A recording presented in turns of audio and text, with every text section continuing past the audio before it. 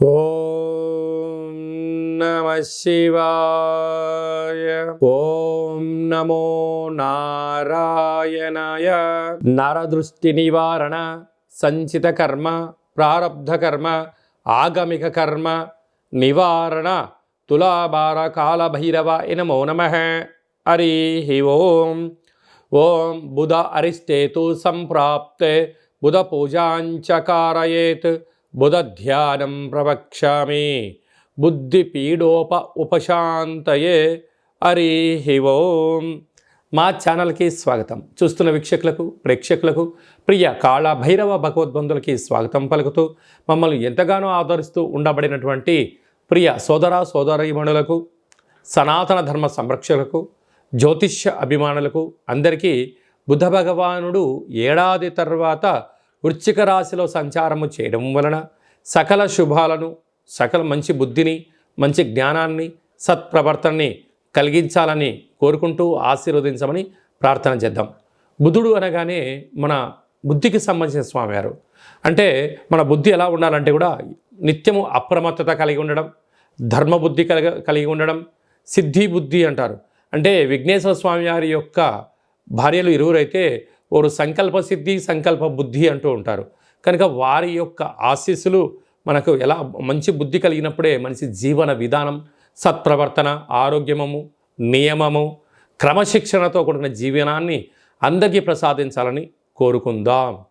ఇలాంటి కాల సమయంలో బుధుడు మనకు అనుకూలంగా ఉండాలి అన్నట్లయితే ప్రతి బుధవారం పూట ఉదయం 6 గంటల నుండి 7 గంటల వరకు బుధహోర జరుగుతూ ఉంటుంది. కనుక సూర్య నమస్కారం చేయడం, ఓం బ్రాం బ్రీం బ్రౌం సహ బుధాయ నమః అనేటువంటి మంత్రాన్ని ఉచ్చరింపచేయడం, ప్రతి బుధవారము పెసరపప్పుతో కూడుకున్నటువంటి ఆహారాన్ని భుజించడం, ఆ పెసరపప్పును నీటిలో నానబెట్టి హనుమంతుడు స్వామివారి దేవాలయంలో ఏర్పాటు చేయడము, శ్రీ వెంకటేశ్వర స్వామికి తులసిమాలను సమర్పించడము, విష్ణు సహస్రనామ పారాయణం చేయడము, విష్ణు సహస్రనామ పారాయణాన్ని వినడం వలన బుధుడి యొక్క ఆశీలు కలిగి మనకి మంచి బుద్ధి కలుగుతుందని చెప్పి గమనించాలి.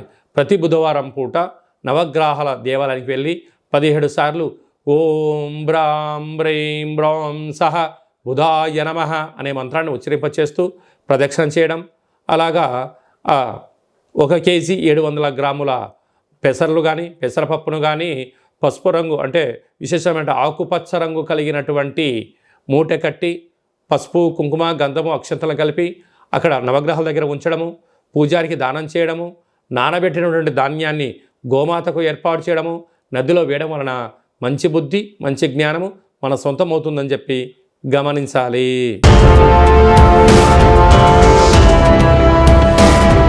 కర్కాటక రాశి వారికి ఏడాది తర్వాత బుధ భగవానుడు సంతాన స్థానంలో వృశ్చిక రాశిలో సంచారం చేయడం వలన నూతనంగా వివాహమైనటువంటి దంపతులకు పుత్రిక సంతాన యోగము, పిల్లల యొక్క చదువులు, పిల్లల యొక్క అభివృద్ధి, స్థిరచరాస్తుల్ని కూడబెట్టాలని మీ కోరిక నెరవేరడం, షేర్స్లు, పెట్టుబడులు, వ్యాపార ఆకర్షణ, ఉన్నతమైనటువంటి భూయోగము, గృహయోగము, రాజయోగానికి మీరు ఏదైతే ప్రయత్నం చేస్తున్నారో విజయానికి చాలా దగ్గర అయ్యే అవకాశాలు ఉన్నాయి. కాకపోతే మీకు ఒకవైపు అష్టమస్థాన శని యొక్క ప్రభావం కూడా ఉంది. అందులో సంవత్సరం ఇయర్ ఎండింగ్, కొత్త సంవత్సరం ఆంగ్ల సంవత్సరం ప్రారంభమవుతుంది. కనుక ఇలాంటి కాల సమయంలో పెట్టుబడులు పెట్టేటప్పుడు కానీ, తెచ్చుకునేటప్పుడు కానీ క్రయ విక్రయాలను ఇది సరైన సమయమా కాదా అని చెప్పి చూసుకోవడం మీ వ్యక్తిగతం అని చెప్పి గమనించాలి. కనుక తొందరపాటు నిర్ణయాలకు ఇది సరైన సమయం కాదు. ఓపికగా, పట్టుదలగా, మంచి ప్లానింగ్తో ముందుకెళ్ళండి. మంచి బుద్ధి చేత అద్భుతమైన విజయం మీ కుటుంబం సొంతమవుతుందని చెప్పి గమనించాలి. బుధ భగవానుడు ఇంకనూ మనం విజయం సాధించడానికి మంచి బుద్ధిని, మంచి జ్ఞానాన్ని, వ్యాపార అభివృద్ధిని, జనాకర్షణ, ధనాకర్షణ కలిగినటువంటి వాటిలో విజయం సాధించగలగాలి అన్నట్లయితే ఈ యొక్క పాత్రను స్వర్ణాకర్షణ కాళభైరవ స్వామికి అక్షయ పాత్ర అంటారు. ఇది ఒక కంచు పాత్ర. ఈ పాత్రలో 12 రాసులు అచ్చు వేయడం కూడా జరుగుతుంది. కనుక ఈ పాత్రను ప్రతిరోజు మనం ఇంట్లో పెట్టుకొని పూజ చేసిన తదనంతరము ఇలా శబ్దం చేస్తే ఓంకార శబ్దం రావడం జరుగుతుంది.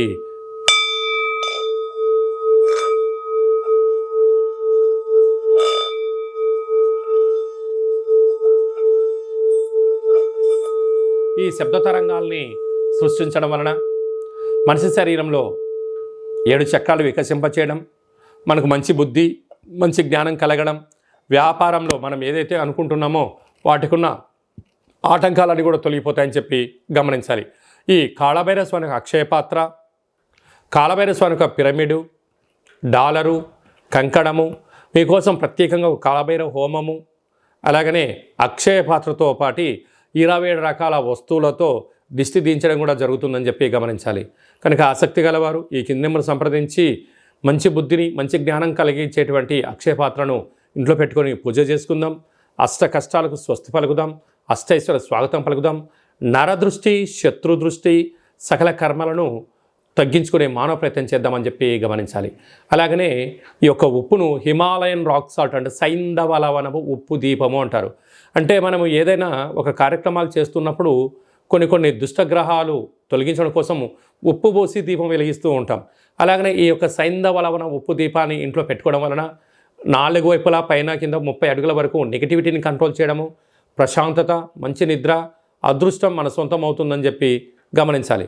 కనుక మనం అందరము కూడా సత్ప్రవర్తన కలిగిన జీవితానికి స్వాగతం పలకాలి అన్నట్లయితే ఈ సైంధవ లవణ కాళభైరవ ఉప్పు దీపాన్ని ఇంట్లో పెట్టుకొని అదృష్టానికి స్వాగతం పలుకుదామని చెప్పి గమనించాలి. అలాగే మీ వ్యక్తిగత జాతకం తెలుసుకోవాలనుకుంటున్నారా? మీ యొక్క పేరు, పుట్టినటువంటి తేదీ, నెల, సంవత్సరం, సమయం రాసి మీరు వాట్సాప్లో పంపించగలిగినట్లయితే మీ యొక్క జాతకాన్ని 100 సంవత్సరాల జాతకాన్ని రాసి పంపించి మీరు పుట్టినప్పుడు గ్రహ గమనాలు ఎలా ఉన్నాయి, ప్రస్తుతం ఎలా ఉంటున్నాయి, రాబోయే కాలం ఎలా ఉండబోతున్నాయో సవివరంగా సంపూర్ణంగా కూడా తెలియజేయడం జరుగుతుంది. అలాగే చాలామందికి డేట్ ఆఫ్ బర్త్లు లేనటువంటి వారికి మీ పేరు యొక్క మొదటి అక్షరాన్ని అనుసరిస్తూ రాశిని తెలియజేస్తూ రాశి యొక్క స్థితిగతులను చెప్తూ రమణ శాస్త్రం ద్వారా అనగా గవ్వల ద్వారా కాళభైరవ ఉపాసన చేత భూత, భవిష్యత్, వర్తమానాన్ని తెలియజేయడం జరుగుతుంది. కనుక ఈ కింది నెంబర్ సంప్రదించి అపాయింట్మెంట్ తీసుకొని సంప్రదించగలరు.